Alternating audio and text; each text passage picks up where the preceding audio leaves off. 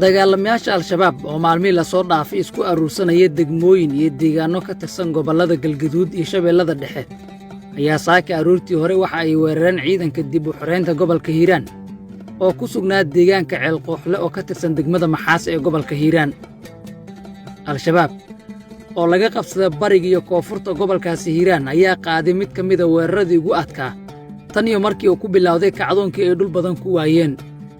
dad goobjoogayaal ah ayaa ii sheegay in dagaalka uu bilowday 6dii subaxnimo ee saaka waxauna soo gaaray ilaa fiidkii hore ee caawa. inta la xaqiijiyey dagaalkan waxaa ku dhintay ugu yaraan 8 qof oo ka mid ah ciidamada deegaanka ee loo yaqaano macawiisley, halka al-shabaabna la sheegay in looga dilay 10 askari. dadka dagaalkaasi ku dhintay waxaa ka mid ah allah u naxariistay nabadoon cilmi guure hagar oo ka mid ah duubka dhaqanka beelaha Soomaaliyeed gaar ahaan kuwa gobolka hiiraan. waxa uu sidoo kale ka mid ahaa dhaqankii hogaaminaya dagaalada al-shabaab looga saaray bariga iyo koonfurta hiiraan. xog aan helnay waxa ay sheegaysaa in nabadoonka iyo qaar ka mid a ciidamadii la socday ee damacsanaayeen in al-shabaab ka furtaan 2 gaari oo nooca dagaalka ah oo looga gubay dagaalkii socday.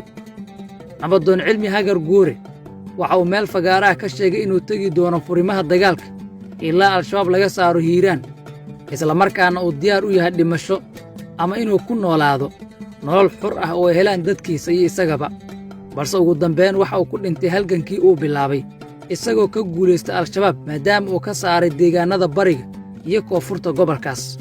xogta aan helnay waxay sidoo kale tilmaamaysaa in diyaaradaha dawladda Maraykanka ee dalbadeen in ciidamada Soomaalida ah ay ka baxaan aagga dagaalka ee ceelqooxle saaki markii uu dagaalka socday si loo duqeeyo al-shabaabkii soo weeraray. laakiin markii laga baxay furimaha dagaalka ayaa la waayey diyaaradihii Maraykanka. al-shabaabna waxay si weyn u soo galeen ceelqooxle iyaga oo jiitay 2 gaari ee laga gubay, inkastoo markii dambe laga saaray goobihii ay qabsadeen. waxyaabaha lagu arkay dagaalkii maanta waxaa ka mid ah in dagaalamayaasha al-shabaab ay haystaan hub culus oo ku jira kan lidka diyaaradaha iyo qaar kale. al-shabaab laguma aqoon inay ku dagaalamaan gaadiidka dagaalka, waxaana muuqata inay wajaheen dagaal culus iyo inay damacsanaayeen qabsashada deegaanno badan balse u suurtageli weysay. sidoo kale xogta aan helnay waxa ay tilmaamaysaa in doorka dawladda ee dagaalka al-shabaab uu aad u hooseeyo, waxaana muuqato in hal beel oo keliya dagaalka lagu fiirsaday.